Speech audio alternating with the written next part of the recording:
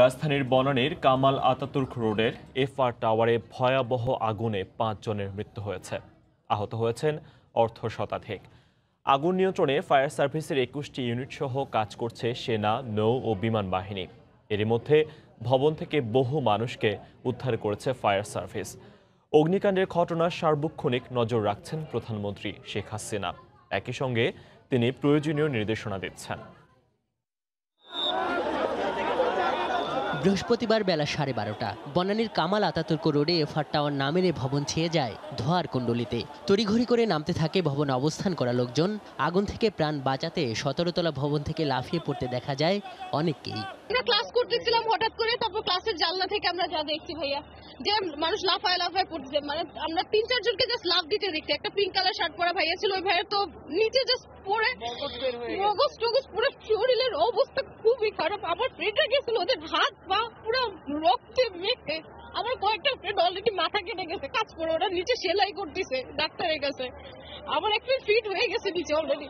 গন্ধ বের হওয়ার পরে তখন আমরা এখানে তাকায় দেখি যে কয়েকটা লোক লাফ দিয়ে তাদের জীবন বাঁচানোর চেষ্টা করতেছে। তখন তার ধরে নামতে ছিল, তার ধরে নামতে গিয়ে চারজন পড়ে গেছে। আমি 17 থেকে সিঁড়ি বেয়ে সাদের থেকে পাশে আওয়াল সেন্টার সাদ ক্রস করে ওইখান থেকে নিচে আসি। কিছুক্ষণের মধ্যেই আগুন নিয়ন্ত্রণে কাজ শুরু করে ফায়ার সার্ভিসের একটি ইউনিট। বেলা 2টা নাগাদ তা বেড়ে দাঁড়ায় 13টি ইউনিটে। ফায়ার সার্ভিসের সঙ্গে যুক্ত হয় বিমান বাহিনীর হেলিকপ্টার ও নৌবাহিনী। একটা সময় আসার পরে দেখি এইখানে জানলার মধ্যে এতটুকু ভাঙে গেছে, ওইখান থেকে ধোঁয়া বের হইতেছে। তখন ফায়ার সার্ভিস আসছে। রাস্তাগুলো তো আপনি দুইটা গাড়ি যাওয়া যায় না, কনজেস্টেড গাড়িগুলো তো। আর একটা গাড়ি ওখানে দাঁড়াই ছিল, দাঁড়ানোর পর উনি সিঁড়ি দিয়ে যখন পানি মারতে চাইছিল, পানি আসলে মারতে পারেনি। 2 ঘন্টা পরও ধোঁয়ার কুণ্ডলী ও আগুন দেখা যায় ভবনটি ঘিরে। তখনও ভবনে আটকা পড়ে আছে বহু মানুষ। এ সময় বিভিন্ন তলার কাজ ভেঙে ভবন থেকে বের হবার চেষ্টা করতে দেখা যায় অনেককেই। বেলা 3টায় কয়েকজনকে উদ্ধার করে ফায়ার সার্ভিস। 3:45টার দিকে আবারও বেড়ে যায় আগুনের তীব্রতা। বিকেলে আগুন নিয়ন্ত্রণে যোগ দেয় সেনাবাহিনী। ততক্ষণে ফায়ার সার্ভিসের ইউনিটের সংখ্যা দাঁড়ায় 21টিতে। বিকেল 4টার দিকে আগুনের তীব্রতা কমে আসলে বেশ কিছু লোককে ক্রেন দিয়ে ভবন থেকে নামিয়ে আনে দমকল কর্মীরা। কিন্তু 5 ঘন্টা পরও আগুন জ্বলতে দেখা গেছে ভবনের বিভিন্ন তলায়। এদিকে এফআর টাওয়ারে অগ্নি নির্বাপক ব্যবস্থা ছিল কিনা সাংবাদিকদের এই প্রশ্ন এড়িয়ে যান ভবন মালিক। 5টা ঘন্টা পানি দিয়ে আগুন নিবারণ করা হেলিকপ্টার, এখন একমাত্র বলবেন গ্যাস সিলিন্ডার। যে গাড়িতে গ্যাস সিলিন্ডার আছে আধা ঘন্টা বন্ধ করবে। দিস ইজ ভেরি ইম্পর্টেন্ট, এই জিনিসটা আপনারা বারবার বলেন।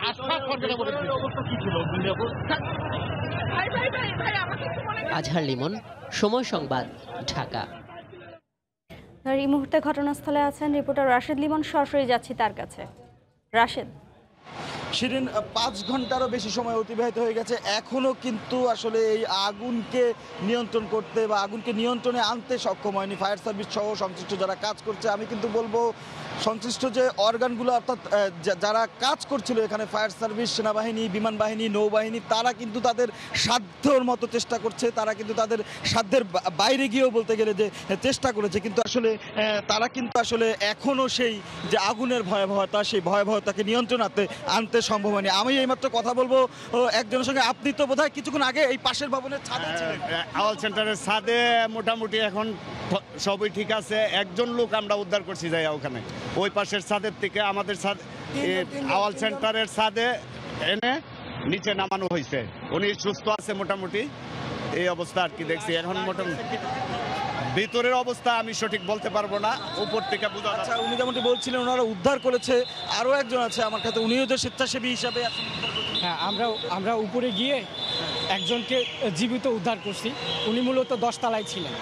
10 তলায় থাকার পরে ওই জায়গা থেকে স্মোকের ছিল, ওটা উনি কষ্ট করে উঠছে। উঠার পরে আমরা স্বেচ্ছাসেবী, তারপরে আর্মি, অন্য যে এজেন্সিগুলো আছে, ফায়ার ব্রিগেড আছে, ওনাদের সহযোগিতায় তাকে উদ্ধার করা হয় এবং খুব কষ্ট করে তাকে ক্যারি করে আমরা নিচে নামাই ফায়ার অ্যাম্বুলেন্সে করে পাঠানো হয়েছে।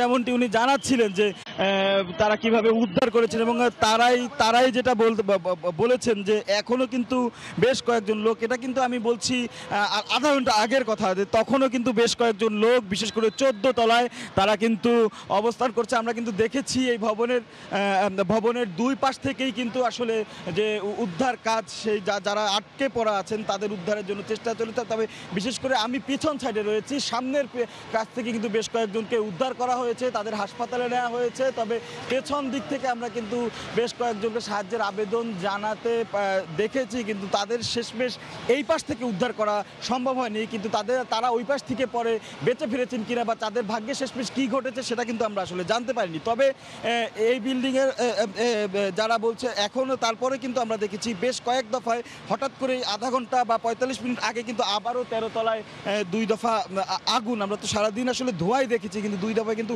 আগুনও দেখছি, বেশ বড় পরিসরে আগুনের শিখা দেখেছি। কিন্তু ফায়ার সার্ভিসের সবশেষ যে সংযোজন, আমি যেটা আবারও বললাম যে ফায়ার সার্ভিস সহ সেনাবাহিনী, নৌবাহিনী, বিমান বাহিনী এবং অন্যান্য স্বেচ্ছাসেবী সংগঠন, স্থানীয় লোকজন, তারা যে পরিমাণ সহযোগিতা করছেন, তারা তাদের যেমনটি বারবারই বলছি যে সাধ্যের বাইরে গিয়ে চেষ্টা করেছেন এই আগুন নিয়ন্ত্রণে। আর সেটি সম্ভব না হলেও তারা কিন্তু বেশ কয়েকজনকে জীবিত উদ্ধার করেছেন এবং যারা হাসপাতালে রয়েছেন, যদিও এখনো কেউ আটকা পড়ে আছেন কিনা বা যারা ছিলেন তাদের ভাগ্যে কি ঘটেছে সেটা এখনো আমরা নিশ্চিত করতে পারিনি। তো এই ছিল এখনকার মতো শিরিন আমার কাছ থেকে সবশেষ। বনানীর এফআর টাওয়ারের অগ্নিকাণ্ডের সবশেষ খবর জানাচ্ছিলেন রিপোর্টার রাশেদ লিমন। এদিকে অগ্নিকাণ্ডের পরই ঘটনাস্থল থেকে উদ্ধারকৃতদের নেওয়া হয় আশপাশের হাসপাতালে। এ সময় ইউনাইটেড হাসপাতালে নেওয়ার পর মারা যায় 3 জন, ভর্তি করা হয় আরও 27 জনকে। এছাড়া ভবন থেকে পড়ে মৃত শ্রীলঙ্কান নাগরিক সহ আহত অন্তত 30 জনকে নেওয়া হয় কুর্মিটোলা জেনারেল হাসপাতালে, যাদের বেশিরভাগই ধোঁয়ায় অসুস্থ বলে জানান চিকিৎসক। আগুনের ভয়াবহতা থেকে বাঁচতে এভাবেই প্রাণপণে আকুতি জানাচ্ছিলেন ভবনে আটকে পড়া হতভাগ্য এসব মানুষ। ফায়ার সার্ভিসের কর্মীরা আগুন নেভানোর পাশাপাশি ভবনের ভেতর থেকে একে একে মানুষজনকে উদ্ধার করতে থাকেন। আগুনের ভয়াবহতা থেকে বাঁচতে এ সময় বেশ কয়েকজন ভবন থেকে লাফ দেয়। উদ্ধার হওয়া ব্যক্তিদের অ্যাম্বুলেন্সে করে রাজধানীর কুর্মিটোলা জেনারেল হাসপাতাল, ইউনাইটেড হাসপাতাল এবং ঢাকা মেডিকেল সহ রাজধানীর বিভিন্ন হাসপাতালে নিয়ে যাওয়া হয়। এ সময় আগুনের ভয়াবহতা থেকে বেঁচে যাওয়া আতঙ্কিত মানুষ এবং তাদের স্বজনদের আহাজারিতে ভারী হয়ে ওঠে হাসপাতালের পরিবেশ। আমাদের কাছে মনে হয়েছে ওইরকম যে এক্সিটটা আসলে থাকা উচিত সেটা ছিল না। আর এই বিল্ডিং এর আগেও আমাদের 2-4টা এরকম ঘটনা হয়েছে। আগুন ধরার ঘন্টা কিন্তু মোবাইলে কথা বলা, তারপরে মোবাইল বন্ধ, তারপরে কোনো যোগাযোগ হয়নি। আমি খোঁজ নিতে এসেছি। কুর্মিটোলা জেনারেল হাসপাতাল কর্তৃপক্ষ জানায় সেখানে চিকিৎসা নেওয়া অধিকাংশের অবস্থাই ভালো। তবে আগুনের ভয়াবহতা দেখে চিকিৎসা নেওয়া প্রায় সবার মধ্যেই এখনো আতঙ্ক বিরাজ করছে বলেও জানানো হয়। আমার এখানে কিন্তু বার্নের রোগী আসে নাই, বেশিরভাগ রোগী আসছে সাফোকেশন রোগী আসছে, ঠিক আছে, এবং এর মধ্যে যারা আসছে খারাপ রোগী নাই। বেশিরভাগ রোগী আমরা রাখছি এখানে একটা দিন রাখবো অবজারভেশনের জন্য। আমরা যেগুলো উপরে যেগুলো পাঠাইছি সেগুলো সিরিয়াস কেউই নাই, সোফার আমার কাছে সিরিয়াস কোনো রোগী নেই। এদিকে আহতদের অনেককেই গুলশানের ইউনাইটেড হাসপাতালে চিকিৎসা দেওয়া হচ্ছে। সেখানকার জরুরি বিভাগের সামনেও আগে থেকে ভিড় জমান আহতের স্বজনরা। এছাড়া ঢাকা মেডিকেল কলেজ হাসপাতালেও কয়েকজনকে চিকিৎসা দেওয়া হচ্ছে। মৌসুম ইসলাম, সময় সংবাদ, ঢাকা। রাজধানীর 90% ভবন নির্মাণে